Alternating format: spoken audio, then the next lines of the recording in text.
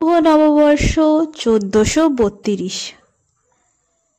বাংলা ক্যালেন্ডারের ইতিহাস বেশ জটিল এবং এর উৎপত্তি নিয়ে বিভিন্ন মত প্রচলিত আছে।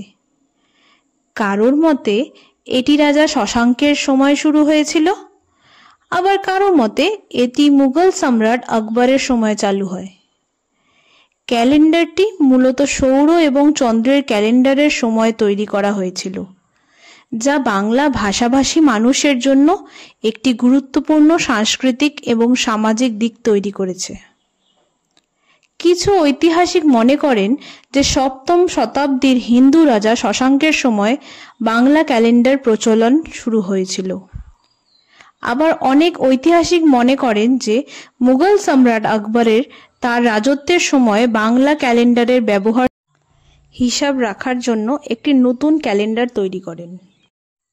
বাংলা ক্যালেন্ডারের ব্যবহারের সাথে সাথে পয়লা বৈশাখের উদযাপনও শুরু হয়েছিল, যা বর্তমান বাংলা নববর্ষের প্রধান উৎসব হিসেবে পরিচিত।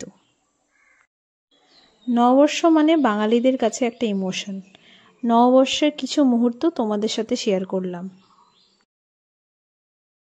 পয়লা বৈশাখের আগে থেকে অধিকতর মানুষ ডিসাইড করে থাকে ড্রেস করবে, আমার তো সব কিছু আনপ্ল্যান হয়।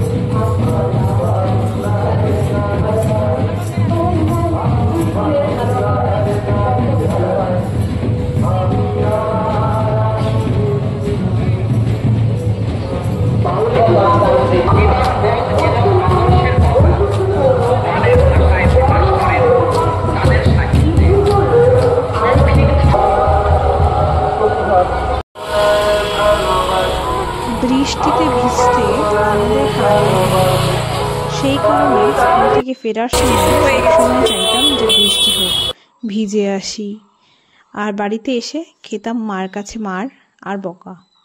কিন্তু এখন যখন বড় হয়ে গেছি, কোথাও ঘুরতে বেরোলে বৃষ্টি হলে খুব মন খারাপ হয়।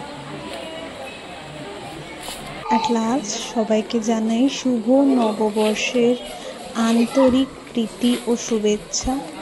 নতুন বছর সবার খুব ভালো কাটুক, নতুন যাত্রা, নতুন স্বপ্ন শুরু হোক। সুস্থ থাকুন, ভালো থাকুন। আবার দেখা হবে নেক্সট কোনো ব্লগে। Bye bye.